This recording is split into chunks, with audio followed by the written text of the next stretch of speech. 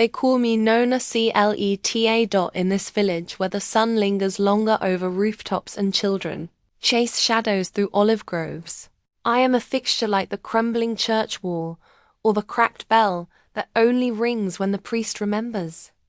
I am the woman in the black dress who always has fresh basil in her apron pocket, and her radio tuned to the wrong decade. The baker leaves an extra roll for me on Sundays. The postman lingers a moment longer when handing me my letters, though. There are few left to deliver. They say I make the best ragu in Castellina. They say I have the patience of a saint. They say I've been a widow so long, I must have forgotten what it means to be touched with kindness.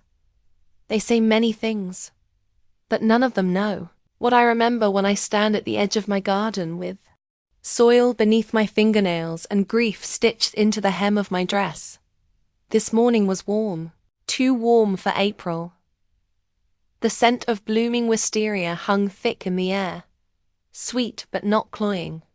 I crouched beside the tomato vines I'd planted along the stone wall, thinning the smaller shoots with slow, deliberate fingers.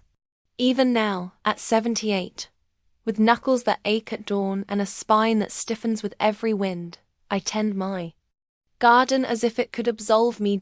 Above me, the sky was the same shade of pale blue it had been on the day Marco left his last bruise on my cheek. My hands paused. I tried not to think of his name. But memory isn't a polite guest. It comes uninvited, sits at your table, eats what it pleases. Across the garden, my neighbor's boy called out, "Buongiorno, Nonna Cleta." His voice, high and clear, tugged me back into the present. I waved and smiled. A small gesture, automatic. Behind me, on the chipped wooden bench beneath the fig tree, lay the photograph I had carried out that morning. I never brought it outside. It was old, curled at the corners, and faded like fogged glass. But today I needed to look at it under real sunlight. It was taken in 1965. I was 19 then. In the photo, I stood between two men, one who had nearly killed me, and one who would one day save me without meaning to. My face was unreadable, as if some part of me had already retreated behind a wall. I brushed the dirt from my hands and walked to the bench. The photograph stared up at me like a quiet accusation. I sat carefully, my black skirts folding around me like morning clouds. The rosary wrapped in my chignon tickled the nape of my neck as I leaned forward. The crucifix at the end, worn smooth, with years of silent prayers, swung against my shoulder like a pendulum counting regrets. A scar itched on my wrist, and I turned it instinctively. There it was, pale against pale skin. The faded ink of a cross, done with a sewing needle and ash when I was just a girl hiding under floorboards. It had been my secret vow, long before I knew what war I would fight. "Che giornata," I murmured. To no one. What a day. A breeze stirred the photograph. I placed a calloused hand over it, not ready to let it flutter away. My thumb rested on Marco's face. My brother, 8 years older, strong jaw, smug eyes. No one ever noticed the way his hand gripped my shoulder in the picture fingers too tight, too controlling. He looked proud that day, proud to have handed me over like cattle to Signor Benedetti, and Benedetti he stood stiffly beside me in the photograph, his suit immaculate, a silver pocket watch just visible. He wasn't smiling. He rarely did. But he had been polite to me that day. The kind of politeness that came from power, not tenderness. I had worn white, not out of choice. Remember how the fabric scratched my skin? How I felt as though I were being wrapped for burial instead of celebration. There was no church bell, only the clink of coins as Marco accepted Benedetti's offer. I was a girl without dowry, but I came with the currency of silence. I was obedient, trained. And yet, I had watched. I had learned. I had remembered everything. Cleta. The voice startled me. My eldest granddaughter, Sophia, stood at the gate holding a basket of lemons. Her face was flushed from walking uphill, a scarf tied around her thick braid. "Nona, are you all right?" I looked down. My hand had tightened into a fist over the photo. The paper was slightly creased. I forced a smile and rose from the bench with practiced care. "Of course, Amor. Just resting." She passed me the basket. "I brought them for your limoncello. The good kind Nona's recipe." I nodded, but my eyes remained on the photograph as I tucked it into my apron.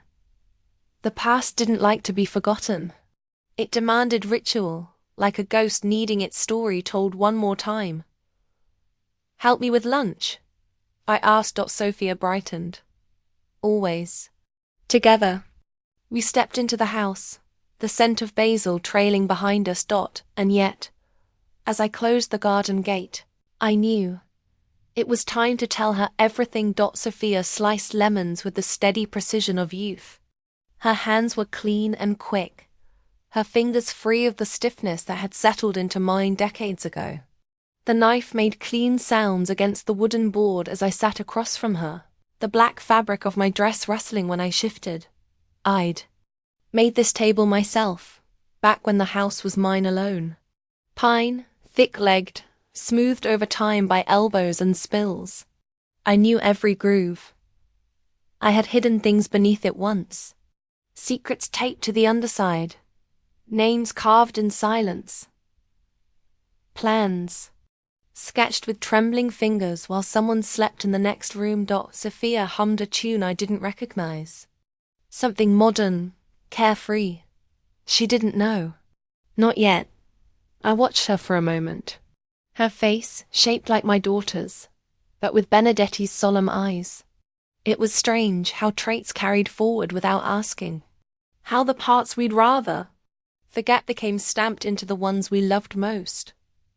"Nona," she said, brushing a lock of hair from her cheek, "will you teach me how to make the sauce today?" I nodded. "It begins with patience. First, the onion." I handed her the knife. She took it carefully, though she'd been using knives since she was 10. That's how we were raised. Early responsibility, early silence. She leaned over the pot. "You always say it starts with the onion. Why not the garlic?" "Because onion teaches you endurance. Garlic only teaches you flair." She laughed, the sound light. It reminded me of how I used to laugh, before the beatings began. Before Marco made sure laughter was something I swallowed before it reached my throat. I turned back to the stovetop, stirring gently. "You know, Mama says you never talk about your childhood," Sophia said behind me, her tone careful. "She said it wasn't a good one." I kept stirring. The scent of simmering onions rose. I didn't answer immediately. Then I said, "There are stories that live better in silence. At least for a while. Will you ever tell them?" I paused, ladle hovering over the pot. The weight of her question pressed into my shoulders. "I might," I said quietly. "Soon." We didn't speak for a while after that. Only the sounds of cooking filled the air, oil popping, wood creaking in the stove, the soft clink of a spoon against ceramic. When the sauce was on low, I told Sophia to watch it carefully, to stir it every 10 minutes. She nodded dutifully, like the granddaughter of a general rather than a widow. I excused myself and stepped into the hallway. The light there was dimmer, filtered through lace curtains yellowed with age. A photograph hung crooked on the wall. My wedding day. Not the official one from the ceremony, but the one taken in the Benedetti garden after the guests had left. I stood alone in the frame, my face blank. No husband at my side. Just the vineyard behind me, and a veil that caught the wind. It was the only wedding picture. I hadn't burned. My hands found their way to the drawer in the credenza. Beneath folded napkins and an old corkscrew lay a small bundle wrapped in cloth. I opened it slowly. Inside were 3 things. a handkerchief with blood dried to rust, a pair of silver cufflinks I had taken from Benedetti's dresser the night he threatened to send me away, and a torn receipt Marco's signature at the bottom, accepting the dowry. That scrap of paper had meant nothing to anyone but me. It wasn't legally binding, but it was proof. A price had been named for my body, and Marco had taken it. The hallway clock chimed. I returned to the kitchen. Sophia looked up, startled. "It's not burning, I promise." I smiled faintly. "I know, Tesoro. I trust you." We ate together. In the courtyard, the table set under the grapevine trellis. I poured her a small glass of watered wine, as my grandmother had once done for me. The light fell softly on her face, and for a moment I could imagine I was just a grandmother, and she was just a girl learning to cook. But ghosts do not stay quiet for long after she left. After the hugs and the lemon cake and the promise to visit next weekend, I returned to the kitchen alone. I stood for a long time at the sink, staring out the window toward the garden. My hands moved slowly as I cleaned, each dish a ritual. It wasn't just habit, it was memory. Every corner of this house remembered what I had survived. Every floorboard, every cracked tile in the wall. And under the table, still taped in the same place I'd left it 50 years ago, was a folded page torn from Marco's journal. I reached under and peeled it away. April 12th. It read in shaky cursive. "Benedetti says he'll pay in full if I keep her in line until the wedding. He wants her quiet, obedient, no surprises. I'll break her bones if I have to." I had found it weeks after I married. I'd hidden it, not for revenge, but because part of me needed to know I hadn't imagined it, that someone had written it down, that I wasn't crazy. That truth had weight. Now, at 78, I ran my fingers over the page. The ink had faded, but the betrayal had not. I went to the hearth, lit a single match, but I didn't burn the paper. Not yet. Instead, I opened the cupboard where I kept the tin box. Inside were all the pieces I'd collected over the years. Not just Marco's, not just Benedetti's. Others. Men who had closed doors, signed documents, smiled over wine while girls like me disappeared into kitchens and bedrooms and graves. It wasn't justice I craved anymore. It was clarity. And perhaps Sophia would need it one day too. The page trembled slightly in my hand, though not from the breeze. My body had long since stopped shivering out of fear, but sometimes my bones remembered what my mind tried to forget. I folded the paper with care, as if mishandling it would invite the past to walk through the door uninvited. Then I tucked it into the tin box, pressed the lid shut, and placed it back behind the jar of dried bay leaves no one ever used. The next morning I woke before the sun. Habit, mostly. There were no animals to feed, no children to dress, but my body still moved as though it remembered the urgency of survival.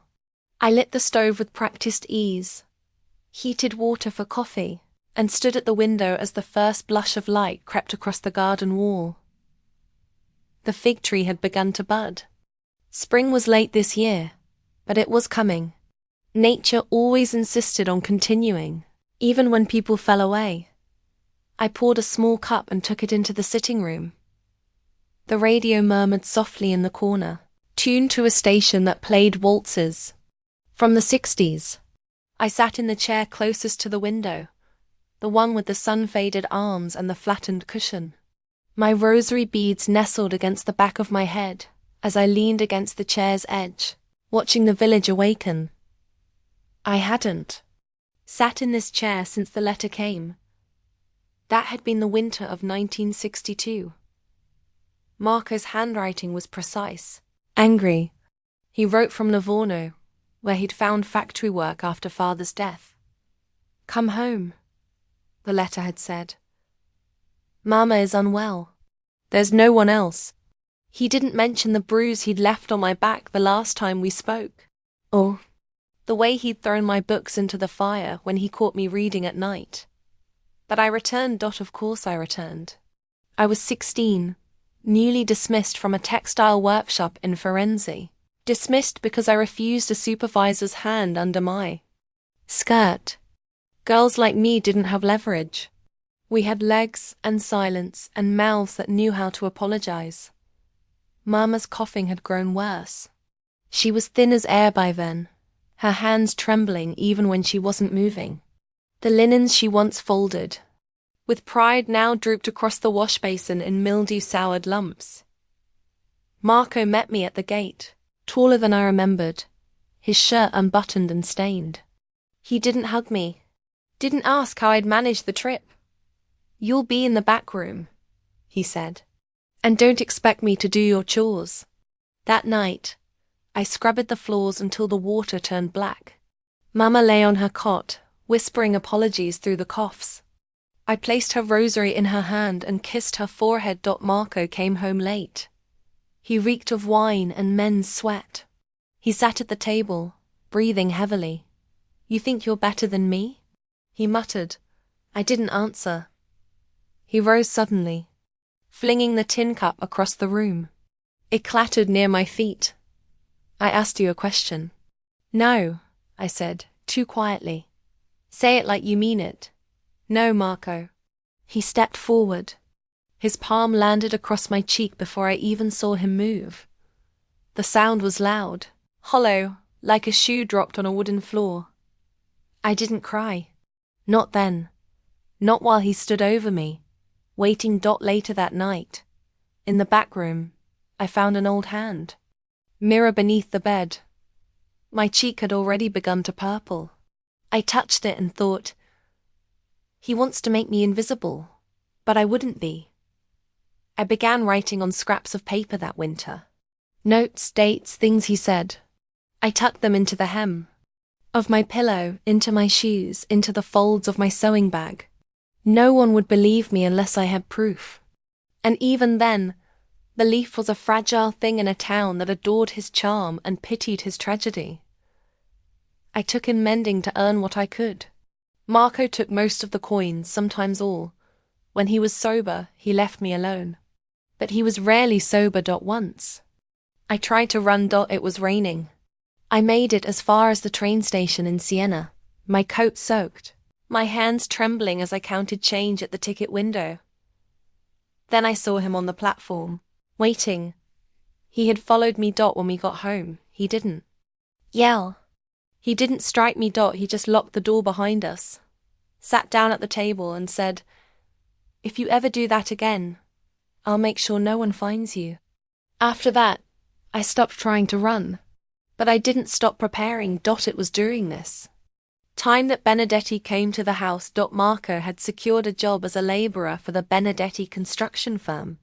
He came home less, and when he did, he spoke in fragments about trucks, scaffolding, foundations. The work steadied him for a few weeks. The bruises faded. Then one afternoon, Marco arrived home in a clean shirt. Behind him walked a tall man with graying temples and polished boots. "Signor Benedetti," Marco said, gesturing. "This is my sister Anacleta." I kept my eyes down, nodded politely. "Pleasure," Benedetti said. His voice was cold, efficient. He looked at me not with interest but with assessment, as one might inspect the stone of a house before purchase. They stayed for dinner. I served wine, kept my sleeves long, and smiled when asked to. That night, Marco was almost gentle. He brought me tea. He spoke of opportunity. "A man like him, you could learn a lot," he said. He meant a man like him could take you off my hands. I nodded. And quietly, I added Benedetti's name to the back of one of my hidden slips of paper. There were things my father taught me before he died, though he never had the chance to finish. His lessons came in fragments, half-spoken thoughts over the edge of a hoe, brief murmurs while fixing the roof tiles. But the most sacred ones were whispered in darkness, carved in secrecy. I was 10 the last time he showed me how to draw letters with charcoal on the back wall of our shed. He'd take my small hand in his cracked, calloused one and guide it gently. A, B, C, he whispered once. Not just signs for school books. These are keys, Claytor. If you learn to read, they can't trap you. When he died under the weight of a collapsed scaffold in the saffron fields, my mother began to break apart, first in her breath, then in her bones, and then in her silences. But I never stopped writing, even after Marco began to take out his. Grief in fists, even after the world seemed content to watch a girl become a ghost in her own home, I wrote. I used what I had: charcoal, pencil stubs, dried ink from old receipts. I wrote behind wardrobe panels, beneath loose floor tiles, even inside the seam of my dress. It didn't matter if anyone saw it. What mattered was that I remembered. What mattered was that I wasn't entirely erased. Marco thought I was stupid, thought silence meant emptiness. But I listened. I catalogued. I became a witness in secret. By the time I was 17, I could mimic signatures and forge the shorthand he used in his ledgers. It wasn't out of mischief, it was insurance. If he ever turned me into a scapegoat, I needed evidence to untangle myself. It was in those long, quiet evenings while Marco drank in town and Mama lay dozing under her blanket of coughing that I began to read discarded newspapers, government bulletins, business pamphlets left at the train station. I collected every scrap of language not meant for me. And that was how I learned Benedetti's name before he ever visited our home. He had just secured the regional contract for rebuilding parts of Siena after the floods. A powerful man, respected, feared in the way only quiet men are. His photograph in the paper showed him with a stern expression, standing in front of a line of workers. The article mentioned his holdings, his family's old wealth, his widower status. Marco didn't read those articles. He skimmed them for gossip and threw them away. But I clipped them and folded them between pages of Mama's old prayer book. So Benedetti entered our home for the first time and looked at me, not with kindness, not with lust, but with detached calculation. I knew what was being weighed. He didn't speak much, just enough to fill the room with a kind of chilled respect. Marco laughed too loudly in his presence, as if trying to fill the space Benedetti left empty. That night, after the men had finished their brandy and the oil lamp burned low, I washed dishes in silence while they spoke in hushed tones by the hearth. "She's obedient," Marco said. "You won't have trouble with her." "I expect nothing less," Benedetti replied. "And I assume she understands discretion." "She's a mouse," Marco said. "Does what she's told. Doesn't ask questions." I dried my hands slowly, then walked back to my room. The next morning, there was a new dress folded on my bed. Wool, dark navy. Conservative. My size, more or less. There was no note, but the meaning was clear. We were entering negotiations. Mama asked nothing. Her eyes were too dim by then, her body too brittle. I sat beside her and read softly from the Book of Psalms. She pressed my hand when I reached the line. "Though I walk through the valley of the shadow of death, I shall fear no evil." But I did fear, not death. I feared becoming nothing. I wore the dress to the Benedetti estate 2 days later. Marco took me in the cart he borrowed from the neighbor, and he made jokes the entire way there. Jokes about women, about duty, about finally making something of me. He thought he was delivering a burden, but I knew I was walking into a new war, and I needed to prepare. The estate was larger than I imagined. Columns lined the courtyard like silent judges. Grapevines curled around the trellises, thick with early buds. The windows were tall and clear glass without grime. Nothing like our village. Inside, the air smelled of lemon oil and polish. A housekeeper led me to a sitting room. Benedetti stood by the fireplace, his arms crossed behind his back. He wore grey that day, the colour of stone after rain. "Anacleta," he said. "You may sit." I sat. I folded my hands. I lowered my eyes. He didn't ask if I wanted to marry him. He outlined the expectations. You will manage the house. You will attend public events when necessary. You will keep your voice low. You will not inquire about business affairs. I nodded. Marco stood behind me, gloating, believing he had won. "Marco will receive a dowry," Benedetti added. "After the marriage."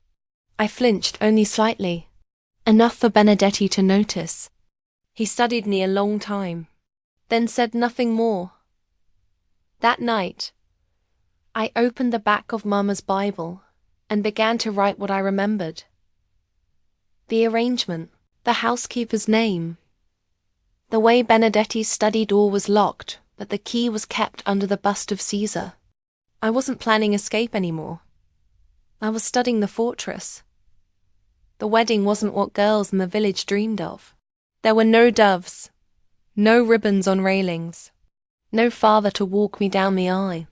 Just a quiet afternoon in March and the scent of wax polish and obligation. Benedetti arranged everything with clinical precision. The banns were posted for the required days, a priest was paid, and a seamstress was brought in to alter a dress that once belonged to his late wife. It was a tasteful gown, ivory lace, tight at the waist, the train modest enough not to draw gossip. But the veil felt like a curtain falling, not rising.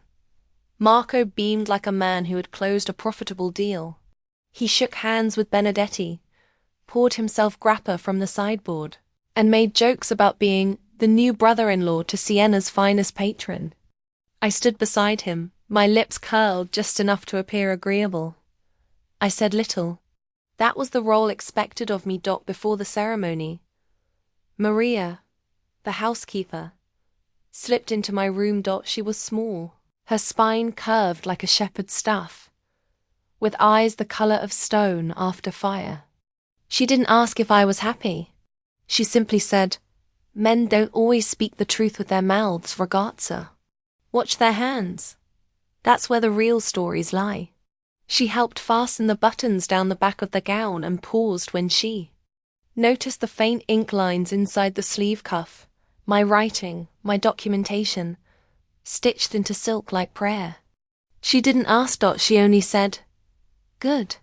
The chapel was near empty, save for the priest, Marco, 2 bored witnesses from Benedetti's firm, and a florist who looked disappointed there was no audience for her centerpieces. Benedetti stood in the front with the stillness of a portrait. I walked down the aisle alone, my shoes clicking softly against the stone floor. I remember the priest's voice more than the words. Warm, distant, like a man reciting a script he no longer believed. When Benedetti placed the ring on my finger, his hand barely brushed mine. It wasn't a gesture of affection, it was a seal. A contract closed. Afterward, we returned to the villa for a luncheon. No music, no dancing. Benedetti hated noise. I sat beside him at the long dining table, where the food was beautiful and tasteless. Marco grew louder with each glass of wine, boasting of his new role in the company, though I noticed Benedetti never confirmed it. When dessert was served, a simple almond tort, Benedetti leaned toward me. "There will be expectations," he said softly. "I assumed as much," I answered. He studied me. "You don't speak much. Words are expensive," I said. "I've learned not to waste them." For a moment, I thought he might smile. But instead, he turned to the staff and asked for brandy. That night, I sat on the edge of the grand bed in the master suite. The sheets smelled of starch and lavender, the kind only the wealthy could afford. I ran my fingers along the embroidery and waited. Benedetti entered without knocking. He removed his jacket, folded it with precision, and placed it on the chair. Then he looked at me. We'll live like civilized people, he said. I expect discretion, respectability, and no interference in my dealings. I nodded. Double quotes, and if I ask you to entertain, you will do so graciously. Another nod. He glanced at my wrist where the edge of the cross tattoo peeked out from my sleeve. You were marked before I found you, he murmured. I held his gaze. And I will be marked long after you leave me. He didn't touch me that night, nor the night after. Not in desire, nor affection. Benedetti did not need a wife in the romantic sense. He needed a facade, an anchor of credibility for his growing empire. And I needed a way out. What he didn't know, what neither of them ever grasped, was that I listened more carefully than I spoke. I watched. I remembered. And now I was in the house. I had access. By the second week, I had learned the pattern of Benedetti's day. Morning reports in the study. Noon calls with suppliers. Afternoons in town. Evenings with ledgers and imported port. Maria began to speak to me more. He keeps accounts in places the taxmen don't know about, she whispered once while dusting the lamp beside me. And he doesn't sign anything. Watch his cousin Angelo. He moves the ink. I nodded without turning. Another time. She pressed a tiny brass key into my hand. For the cabinet in the cellar, she said. Old receipts, letters, things he thinks are forgotten. I placed it in the hem of my nightgown, next to a folded page of my father's handwriting. Mama died 6 weeks after the wedding. Marco didn't attend the funeral. He claimed work obligations, but I knew the truth. He had nothing to gain by showing grief. I stood at the grave in my mourning dress, the same one I wear to this day, and recited the psalms myself. There was no priest, just me, Maria, and silence. She tried, I whispered to the earth, even when her bones gave out. And as I lowered the rosary into the soil with her, I made a second vow, this time not just to survive. This time, to overturn. Not for vengeance.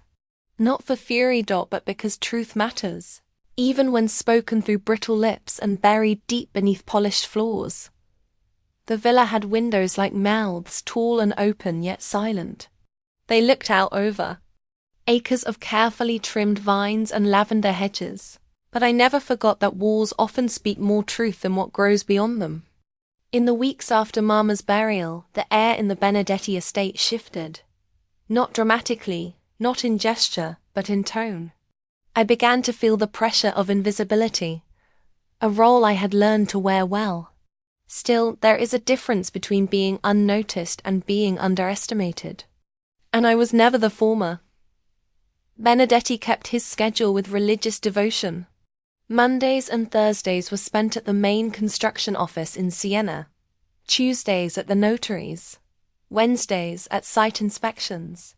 Fridays he often had wine distributors or suppliers at the villa. And Saturday evenings always the garden dinner with men who called themselves investors, but acted more like architects of secrets. I poured the wine. I served the grappa. I smiled with the softness of a woman who had learned not to interrupt. But I listened. I watched.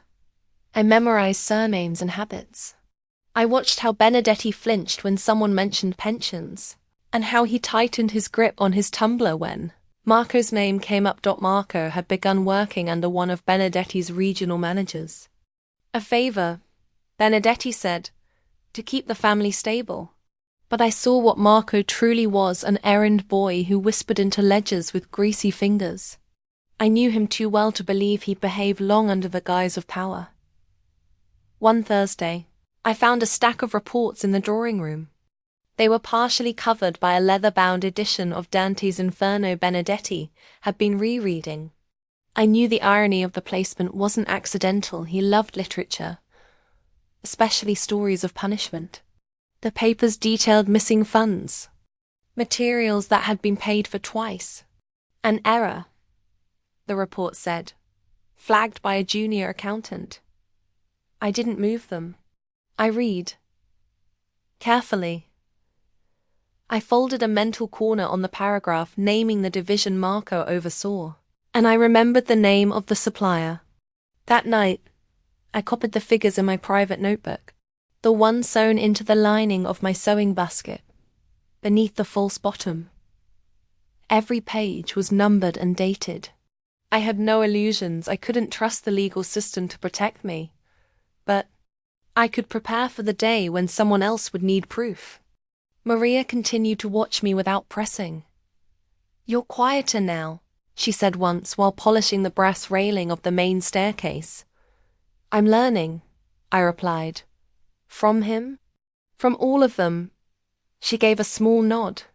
"Good. That's how women survive." That evening, Benedetti returned late from Siena. I had set the table already, one bowl of lentil soup, a crust of dark rye, a glass of aged red. He never ate with me unless guests were present. This night was no different. He placed his briefcase beside the coat stand and stood in the threshold, looking at me as if he were trying to read a book he had misplaced years ago. "You keep the house well," he said finally. "Thank you. You don't ask me about your brother." I learned early not to ask men about things they don't volunteer. His brow lifted slightly. "You're not afraid of me?" "No," I answered. "But you'd prefer if I were." For the first time he laughed. Not fully, just the edge of one dot. Then he said something I never forgot. "Power doesn't come from fear. It comes from control. And control belongs to those who can wait."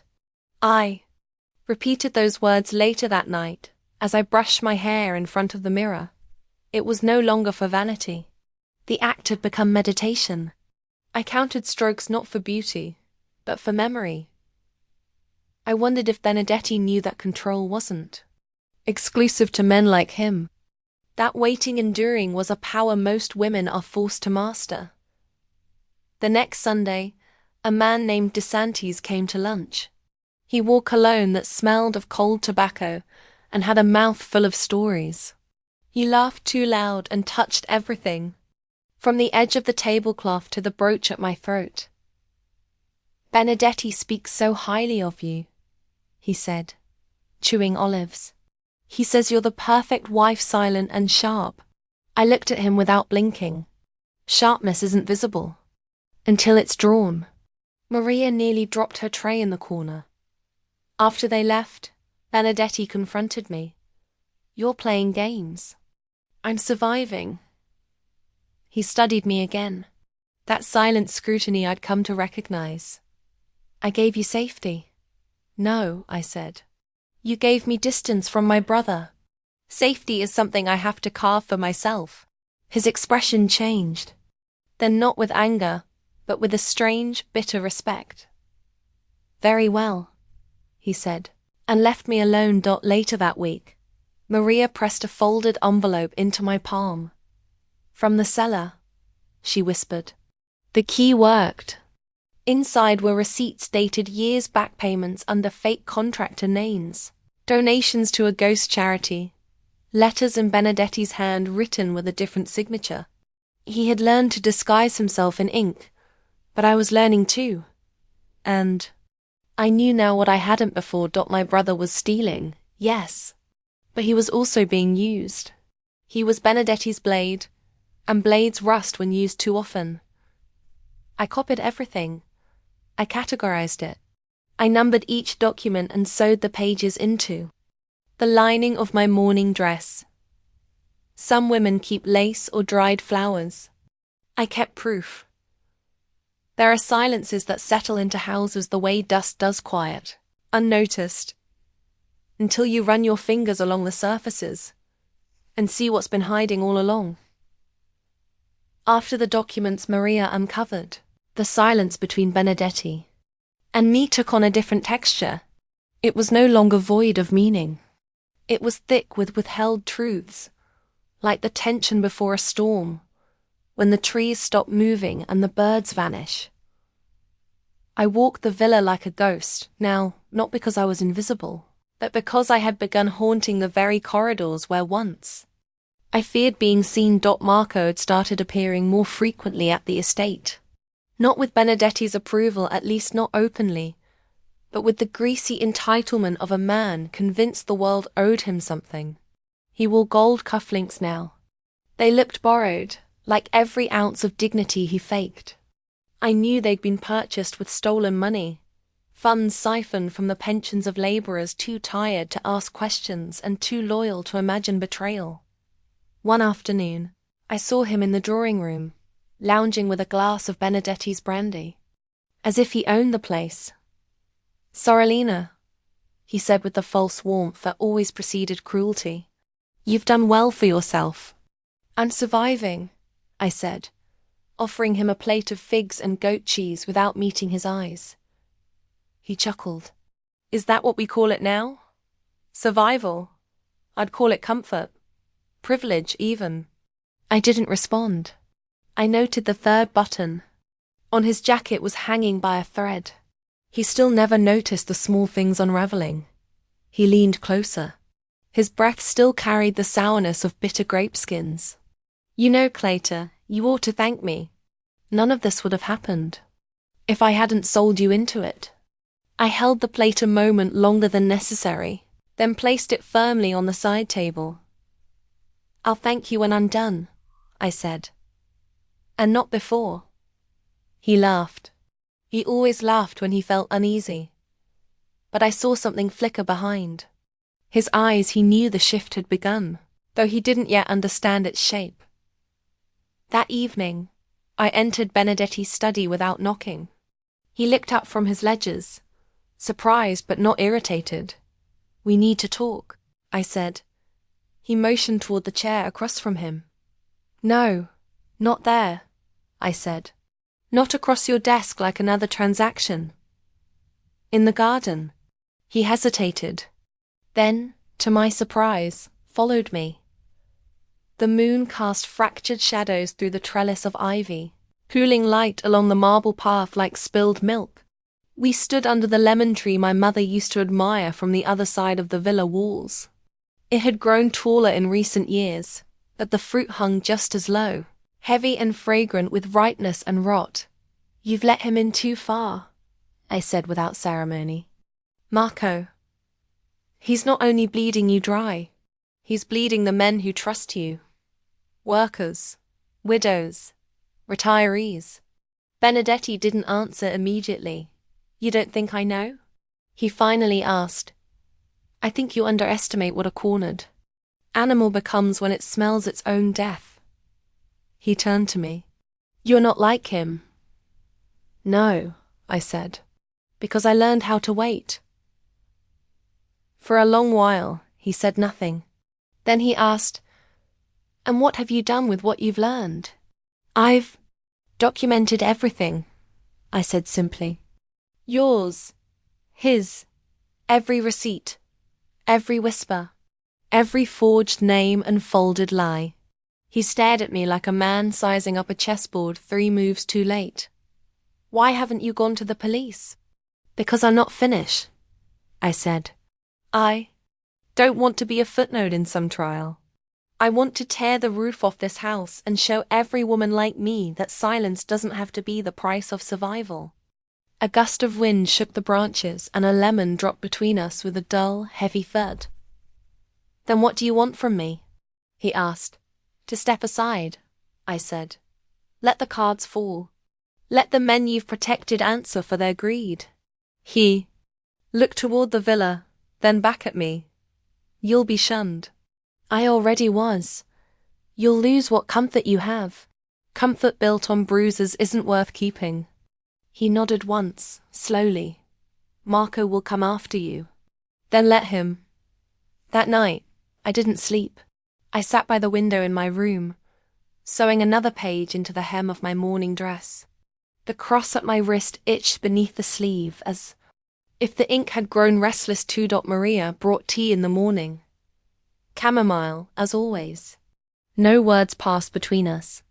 Just the clink of porcelain and the soft rustle of paper as I handed her a folded note. "For the notary," I said. "If anything happens to me." She pressed it to her chest and left without a word. I was no longer surviving. I was preparing. Found me in the cellar, elbow deep in dust and damp ledgers. The light from the small arched window above us was thin, slicing through the gloom like a blade that had lost its edge. I had unearthed 3 boxes that morning. Boxes filled not with heirlooms or forgotten silver, but with unrecorded contracts. Lists of donors whose names matched no public record, and letters, some in Marco's unmistakable blocky handwriting, others in Benedetti's elegant slanted scrawl. "This house," Maria muttered as she stepped over a crooked beam, "has kept too many secrets." I didn't answer. I was sorting papers, flattening curled pages between sheets of linen, placing small stones on the corners so they wouldn't roll back into time's grip. My hands trembled not from fear, but from the weight of what I now carried. Truth, when finally touched, has masked Maria crouched beside me and pulled a thick file from her apron. "I kept this for years," she said. "Didn't know if you'd ever come to need it, or if it'd only get me buried faster." She laid out photographs, women, mostly. Women I had never met, and some I remembered only as faint murmurs through. The walls of Benedetti's dinners. A secretary who disappeared. A maid who returned to Palermo. A cousin who fell ill and never sent another letter. Their faces stared up at me with open eyes, and behind them, in the margins of the photos or tucked into the corners of material reports, I saw the fingerprints of wealth used as erasure. "You see now?" Maria whispered. "You weren't the first." "I won't be the last either," I said, "unless we burn the pattern." Maria nodded. "That's why I stayed. To find the one woman stubborn enough to rip the curtain, not just peek behind it." I smiled, a rare, brittle smile. It held no joy, only resolve. We carried the documents to my quarters, bundling them in the seams of old pillowcases, sewing tight hems around every incriminating page. By nightfall, my morning dress had become a ledger stitched in black silk. I moved like a reliquary now, every fold heavy with someone's hidden cry. The next day, Maria brought me a list. Names. Women. Old staff members, long retired or cast out. A few still lived in the countryside. One was in Genoa, another in Florence. She had tracked them in secret over the years. I stared at the paper. Each name was a match, a spark waiting for flame. "We tell them what's coming," I said. "We ask them to stand." "Some won't," Maria warned. "They don't have to speak," I replied, "only not to look away." In the days that followed, I wrote letters, long ones. Some began with apologies, some with questions, some with only facts laid bare and unsigned. Maria arranged couriers. No return address, no expectation of reply. Just a quiet fishing line dropped into deep water, hoping something would tug. And something did. One morning, a pale yellow envelope arrived with no sender. Inside was a pressed flower, a crocus, and a single sentence written in looping script. I remember the bruises behind her veil. "I am ready," Maria cried when I showed her. I didn't. My tears had been traded long ago for memory and ink. That evening, we sat in the old kitchen once used only by the lower staff, now abandoned. The walls still smelled of cloves and lard. Maria poured us each a small glass of limoncello, the good kind, the one she kept hidden for births and deaths. And now, it seemed, for the resurrection of truth, she reached across the wooden table and took my wrist. "You know," she said gently, brushing the fabric away, "I always noticed your tattoo." I looked down at the faded cross etched there. It had been a defiance once, a symbol I carved into my skin with a stolen sewing needle when I was 14. hiding in the loft after Marco broke my second rib. I had inked it with soot and salt water, my hand shaking, but determined. I thought if God wouldn't see me, I said softly. Maybe I could remind him. Maria nodded. He saw you. He just wept longer than you did. We sat in silence for a while.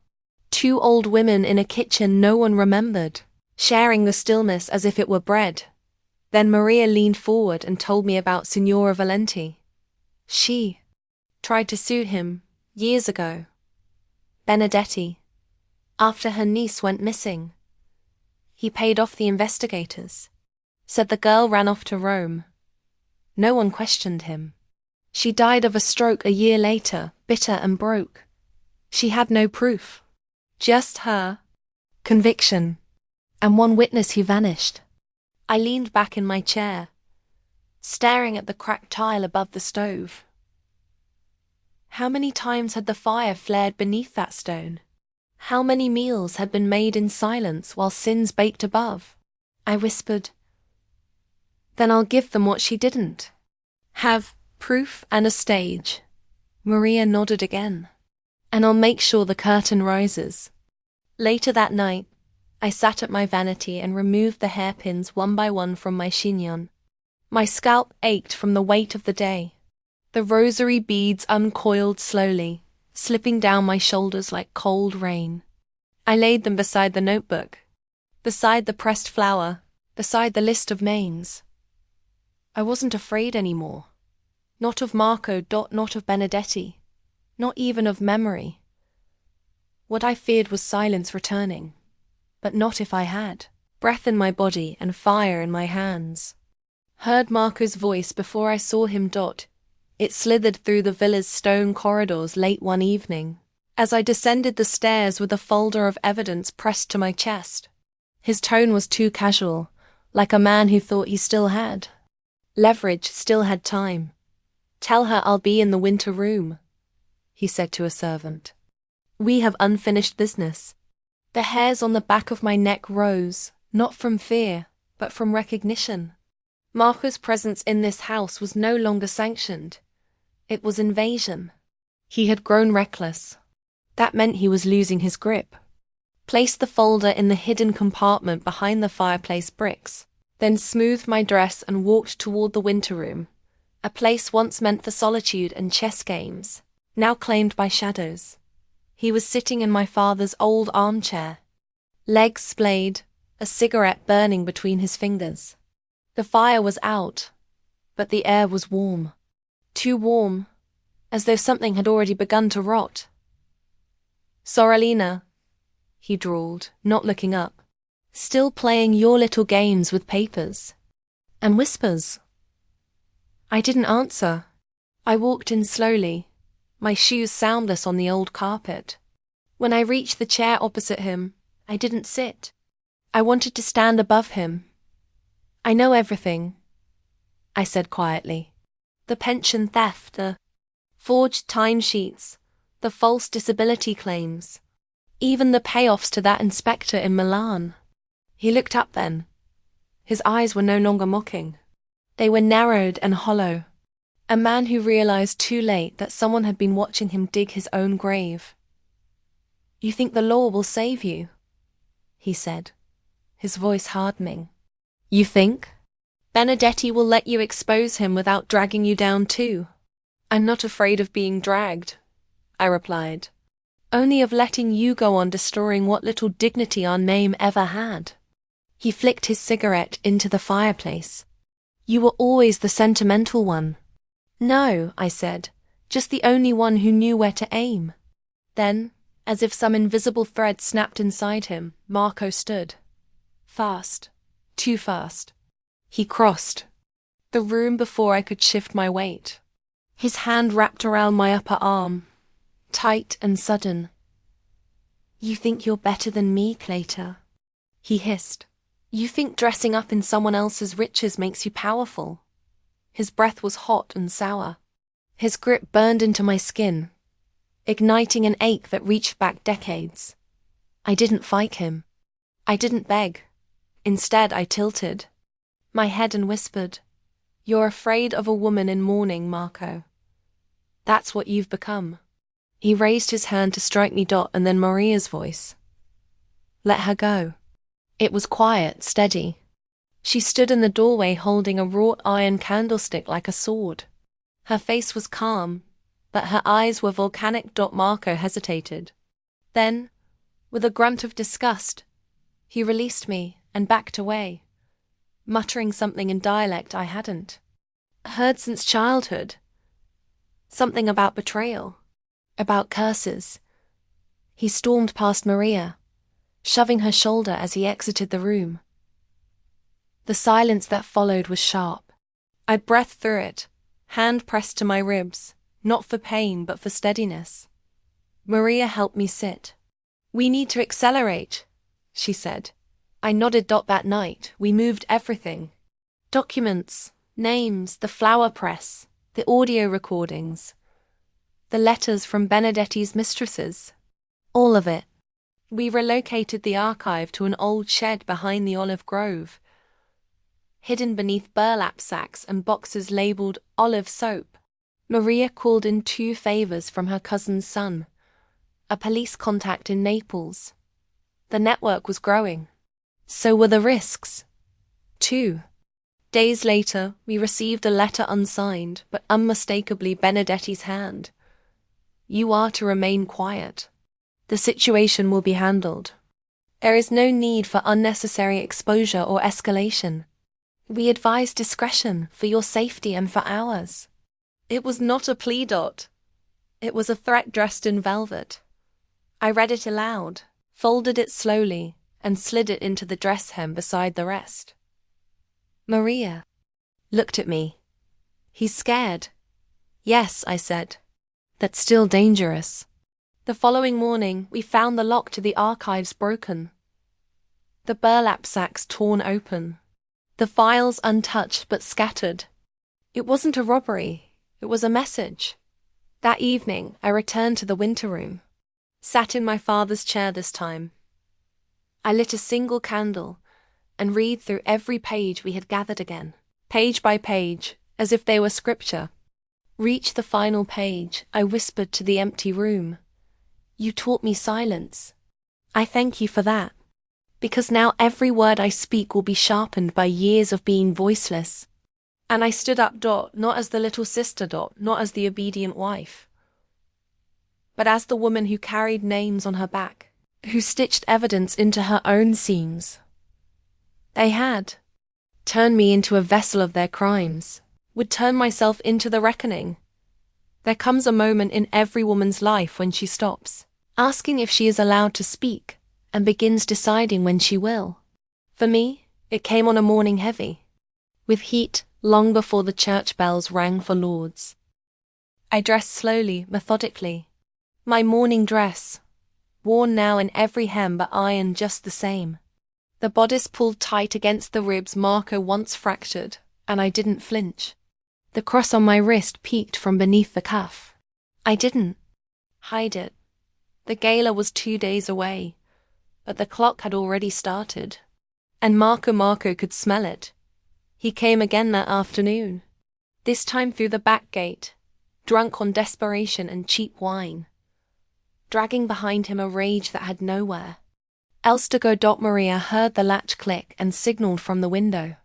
We had rehearsed this. I left the file under the floorboard behind the kitchen hearth, stepped into the corridor, and waited for him to find me. He didn't knock. He barged in like a storm with a failing center, all fury and no structure. You think you've won? He spat before the door finished swinging shut. You think this little game of yours makes you strong? I stood still, hands folded in front of me. You're a parasite, he seethed. Living off a man who never wanted you. And now what? You'll go crying to the papers? No, I said. I won't cry. I'll testify. He laughed, but it wasn't real. It cracked halfway through. I made you, he said. Don't forget that. You didn't make me, I replied. You tried to destroy me, but something you beat never broke. He lunged. His hand caught the side of my head. Not a slap, not a punch, but a shove meant to send me reeling. It worked. I hit the edge of the doorway, sharp against my shoulder, and sank to one knee. Not from pain, but calculation. He hovered over me, breath ragged, eyes glazed with disbelief. I looked up and met him there. "That's the last time," I whispered. Then Maria's voice rang out, not from behind, but from above. "We've got everything." She stood at the landing, holding Benedetti's recorder. Its red light blinked like a heartbeat. Marco turned. His lips moved, but no words came. I rose slowly. My shoulder ached, but my legs held. They had always held. "I wanted you to say it. Out loud," I said. "One last time. I wanted the world to hear you say what you were proud of." He spun toward me, rage eclipsing reason. "You're nothing but a traitor." "No," I said. "I am a witness, and I will not stay quiet." After the storm passed, Marco arrested by the Carabinieri, before dusk fell, I stood alone in the hall. Benedetti called once.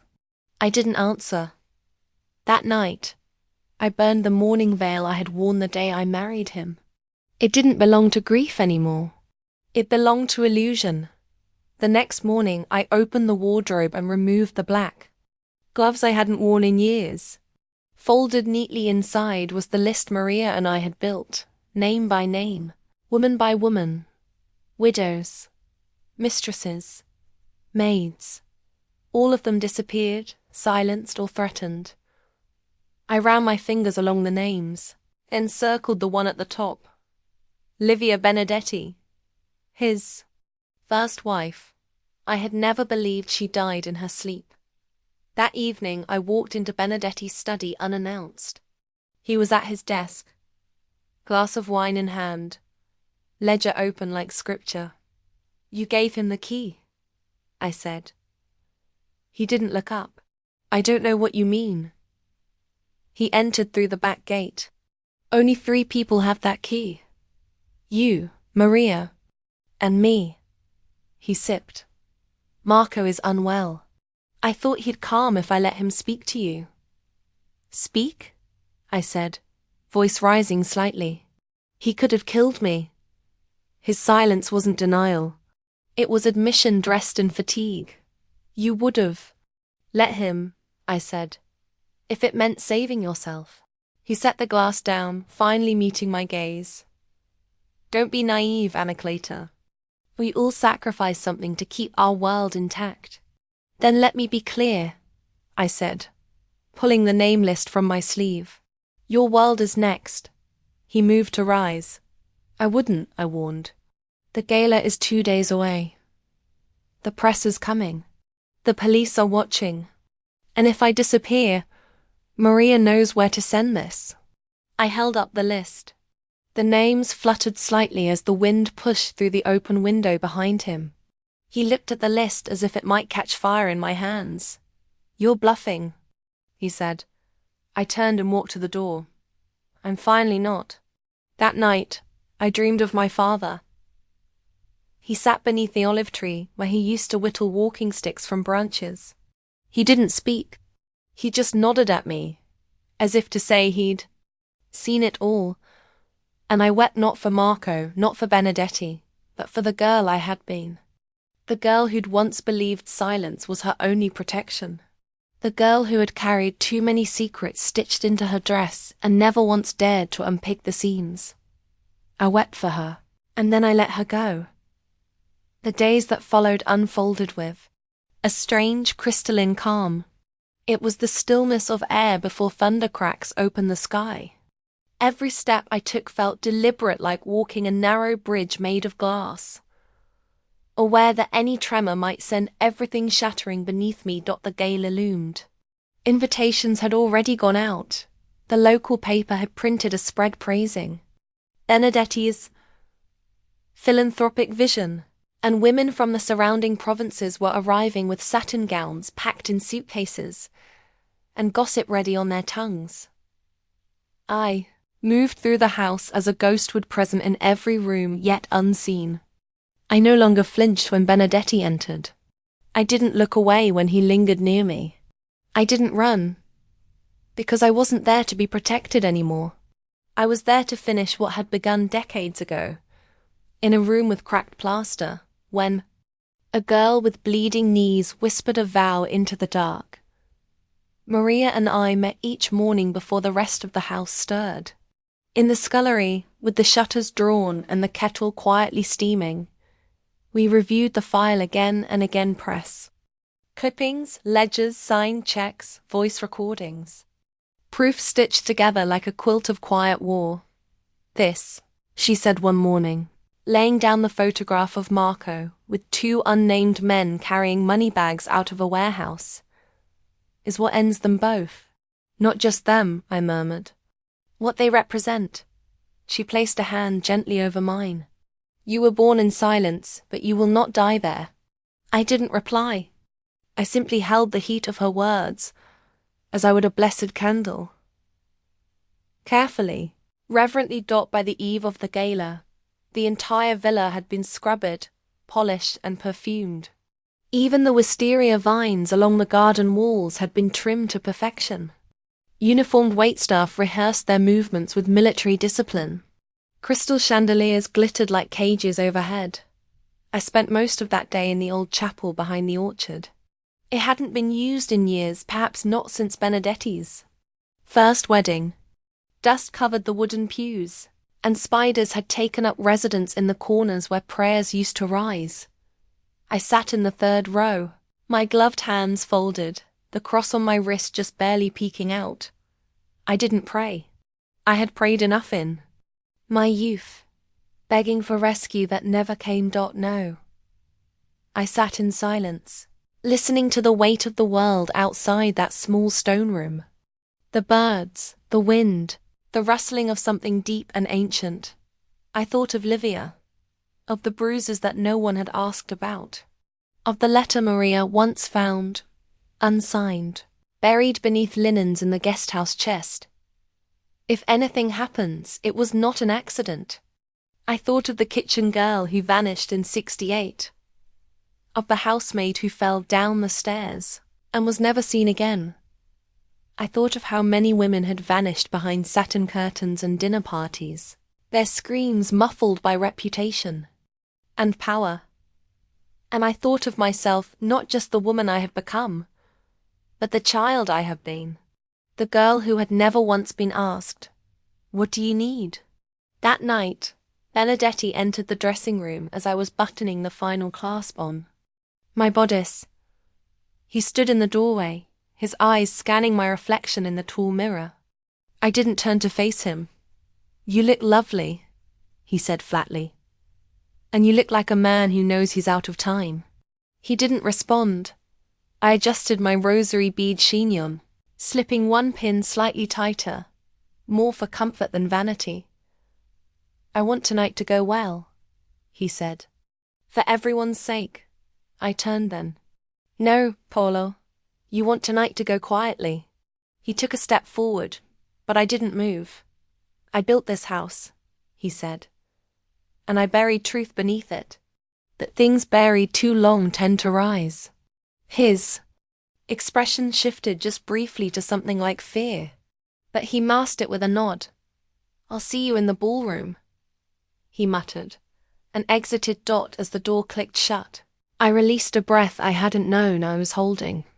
My fingers, though steady, tingled with anticipation. I retrieved the final folder from its hiding place beneath the floorboard. Maria's insurance, the one with signatures tied to offshore accounts and a notarized confession from a former estate lawyer. I slipped it into the lining of my handbag. The hour was nearly upon us. Outside, the ballroom glowed gold. Soft violins drifted like fog over polished marble. Women in satin, men in tailored suits, champagne flutes kissed to crystal. Power smiled at itself from every mirrored wall. I stood at the top of the staircase, surveying the scene like a queen descending into enemy territory. Maria gave me the smallest nod from her post near the stage. beside the journalist from La Repubblica. I took the first step, then another, and another. Every heel of my shoe clicked like a gavel on the polished floor. Benedetti stood near the center, surrounded by donors and local politicians. He offered his arm when I arrived. I did not take it. He smiled as if we were still playing the old game. He didn't know the rules had changed. The MC took the stage and tapped the microphone, signaling the beginning of the night's formalities. Benedetti leaned in. "You remember your part?" I turned to him and said softly, "Every word." The lights in the ballroom dimmed slightly as the master of ceremonies tapped the microphone again, his voice echoing over the hush that settled like a veil over the assembled guests. "Ladies and gentlemen," he began, smiling with the ease of someone used to hosting events for the powerful, "we welcome you tonight to the annual Benedetti Foundation Gala, supporting the preservation of Italy's historic churches and women's charities. A night of beauty, generosity, and celebration." Applause rippled gently, the clink of glasses and the swish of gowns momentarily masking the tension humming beneath the chandeliers. I stood near the front, my place secured beside Benedetti as the honored lady of the house. My gaze swept the crowd, old families, rising politicians, donors from Milan and Florence. And among them, scattered like lanterns ready to catch fire, were a journalist, a judge's secretary, and 2 uniformed officers disguised in formal wear. Maria had seen to that. Benedetti stepped up to the podium, welcomed with murmurs of admiration. "Friends," he said, spreading his arms, "what a joy to see familiar faces and new allies gathered here for such a worthy cause. My late wife would have been proud." I stepped forward. He faltered. "And of course, my dear wife Anacleta, widow," I said calmly, taking the second microphone. The crowd stirred, puzzled smiles forming. "That's what many of you already call me. Sweet widow, quiet widow. Some of you even say, how lucky she is to live in that house, married to such a generous man." A few nervous chuckles. Benedetti turned to me slowly. "Cara, this isn't the moment. It is exactly the moment." I faced the audience fully. I was born in a stone house with no books and no locked doors. At 16, I learned what silence costs. My brother taught me. With fists. With lies. With the kind of power no woman should ever be left alone with.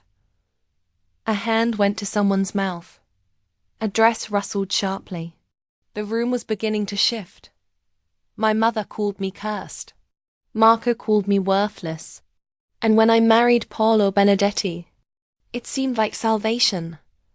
But men like these don't save you. They sell you again, just in finer clothes. The room was now entirely still. Benedetti's mouth twitched, but he stayed frozen. He knew. If he interrupted me now, he'd only draw more blood into the open. I pulled a slim folder from my bag. "This is what truth looks like in ink and signatures. Pension funds stolen. Deaths hidden under accidents. Transfers to Swiss accounts. Witnesses silenced. Women discarded."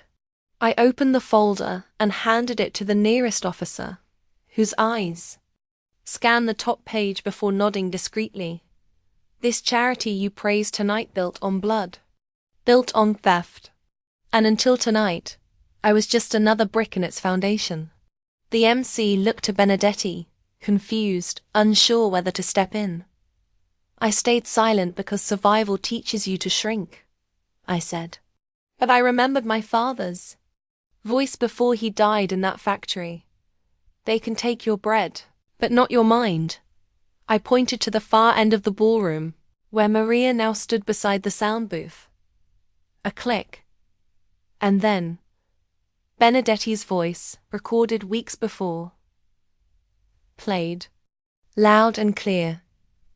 "She's the weak link. Let her fall if it buys us time. The press will spin it. She's old, a tragic widow. No one will ask too many questions. Gasps. A woman clutched her pearls. Someone muttered, "My God!" I turned toward Benedetti now. "You wanted me silent. But I learned to speak your language, contracts, ledgers, reputation. And I will not leave another girl behind in the house of a monster." Benedetti lunged, voice hoarse. "You don't understand that he was already being intercepted by 2 officers. Hands behind his back, he turned to me, eyes spitting fury and fear. "You'll burn everything." "No," I said quietly. "I'm planting something new." A flashbulb went off. Then another. The journalist's pen scribbled furiously, and in that moment I no longer felt like a relic. I was no longer someone's property, no longer the quiet wife standing behind the curtain. I was the curtain ripped open. The rest passed in fragments. The judge's secretary collected the second copy of the file. Whispers bloomed into shouted questions. The MC dropped the mic. And Marco, though not present, might as well have been. Resurrected in every word I'd spoken. The weight of it was strange. Not triumph, not vengeance, just clarity. I walked slowly toward the chapel once again, leaving the golden noise behind. There, in the dim candlelight of the little sanctuary, Maria waited with a folded shawl and 2 glasses of limoncello. We sat on the 3rd pew, as we had so many mornings before. "It's done," I whispered. She nodded. "And now you begin." I looked down at my wrist. The cross tattoo barely faded after all these years. "Do you think they'll ever forget?" "Me?" I asked. "No," Maria said. "And that's the point." The house was too quiet now. Not the silence of peace, but the echoing stillness of an emptied stage after the curtain falls. Dust caught the light between the tall windows, and the scent of beeswax polish lingered in the air, as if the floors themselves remembered the heels of those who had paraded here in silk and power. I moved slowly through the hallway, hand grazing. The carved banister. Maria had left early that morning. Her shawl folded neatly on the arm of the sitting room chair. We had barely spoken since the gala. There was nothing to say that wouldn't collapse beneath its own weight. The newspapers had done the talking for us. Benedetti arrested in embezzlement and abuse scandal. Widow's testimony unravels. Decades of corruption. The woman who brought down 2 titans. That last one made me laugh bitterly when I read it. Not because it wasn't true, but because no one had called me woman before without meaning wife, burden, pawn or cost. Now, suddenly, I had a name outside their definitions. Aina Cleta. Not just the widow. Not just Marco's sister. Not just the peasant girl in borrowed pearls. I was rebuilding that name brick by brick, but the weight of it still pressed against my shoulders. After the police seized Benedetti's assets, a lengthy legal process began. The funds Marco had stolen from worker pensions once, laundered through shell accounts and property deals, were redirected to a restitution fund for the families affected. Benedetti's villa, where I stood now, would be auctioned, and the proceeds split among the charity's true victims, the ones never invited to galas. It was Maria's idea to let it go. "It's a house built from broken promises," she had said gently. "Don't live in its ruins." So, I walked it one last time, from the parlor where Benedetti had sipped cognac, while discussing how best to discard me, to the library where I once practiced signing my name in cursive, preparing for a freedom I barely believed would come.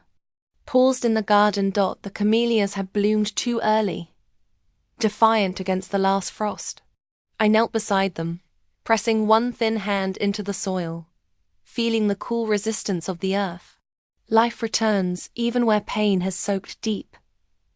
Then, from the edge of the path, I saw a figure approach. Young, wiry, hesitant. Marco's son. He didn't say my name. Didn't try to apologize. Just handed me a letter folded neatly and turned away before my mouth could form a single word. I read it in the kitchen. Sunlight spilling across the tiled floor. It was short. Aunt Cleta. I know what he did. I saw the bruises once when I was 10. I asked, and he told me you fell. But I knew even then he lied. I did nothing. I was a child. But I'm not anymore. I've closed his grave. Sold his house. The money's going to the foundation and in your name. You survived him. I just escaped. I hope that means something. Nico, I folded the letter slowly, tears pooling in my eyes.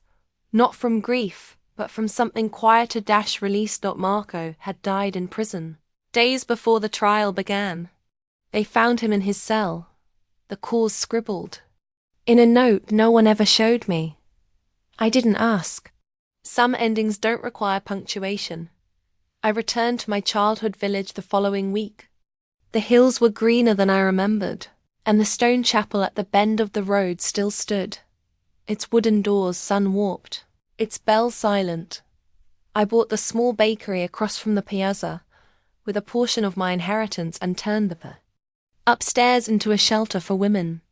Women like I had been cornered, bruised, silenced.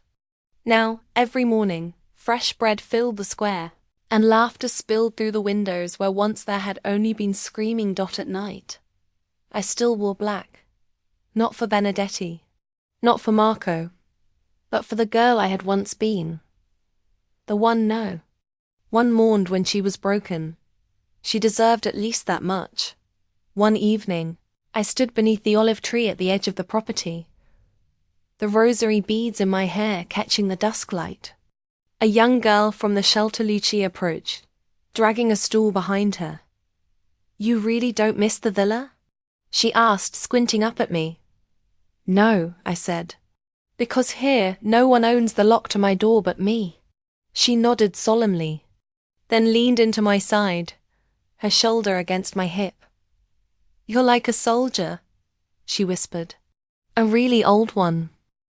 I smiled, my fingers tracing the cross tattooed long ago on the inside of my wrist. No, Tesoro. Just a woman who finally stopped flinching. And together, we watched the sun set behind the chapel, the sky bleeding into the earth in a quiet kind of mercy.